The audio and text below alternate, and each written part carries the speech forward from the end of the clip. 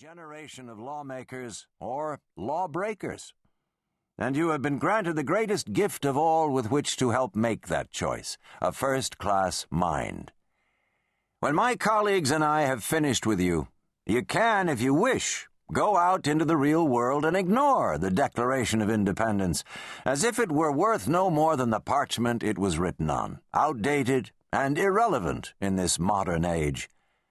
Or you may choose to benefit society by upholding the law.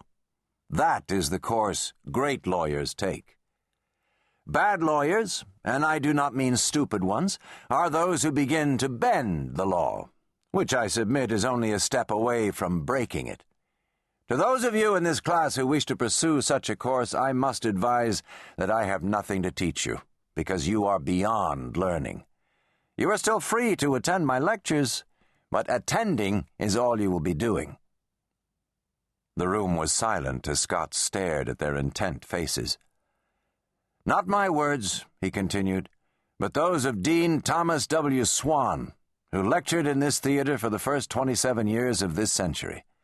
I see no reason not to repeat his philosophy whenever I address an incoming class of the Yale Law School. The professor opened his file. Logic, he began, is the science and art of reasoning correctly. No more than common sense, I hear you say. And nothing so uncommon, Voltaire reminds us. But those who cry common sense are often the same people who are too lazy to train their minds.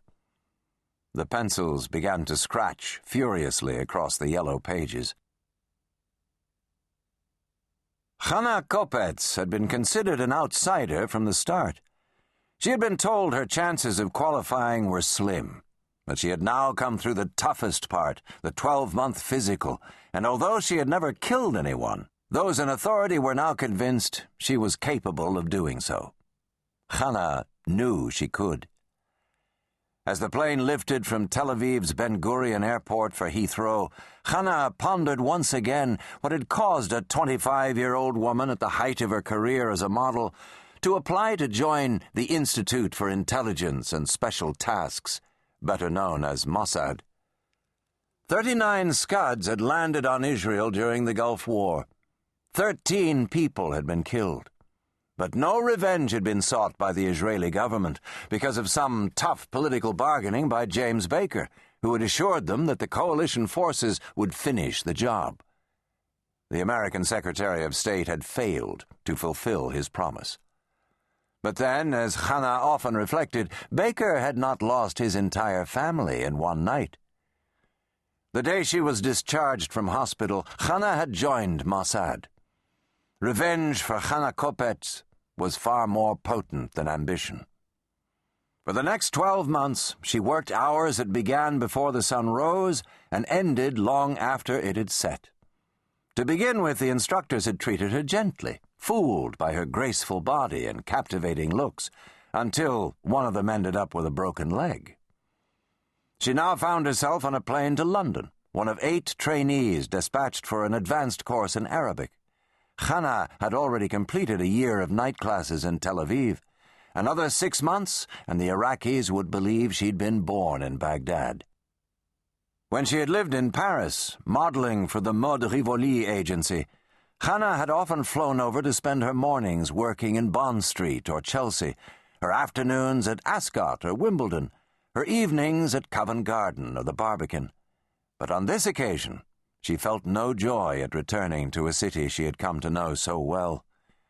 Now she was only interested in London University and a terraced house in a place called Chalk Farm. In January 1982, Cavalli and Company was incorporated, and 10 years later, on April 15, 1992, the company declared a profit of $157,000. What the company books did not reveal was that a subsidiary had also been formed in 1982, but not incorporated. A firm that showed no tax returns, and despite its profits mounting year on year, could not be checked up on by phoning Dun & Bradstreet. This subsidiary was known to a small group of insiders as Skills, a company that specialized in solving problems that could